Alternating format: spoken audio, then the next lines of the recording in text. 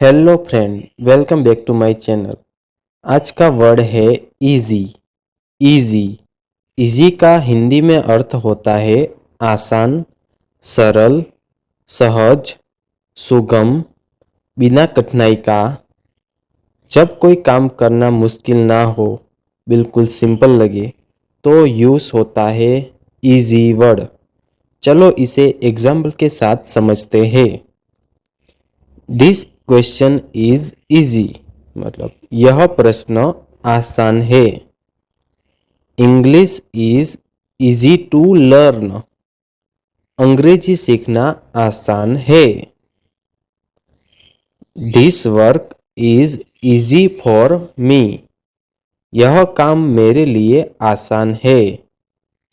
So friend, आज का word था इजी। अब आप कमेंट में लिखो इंग्लिश इज इजी।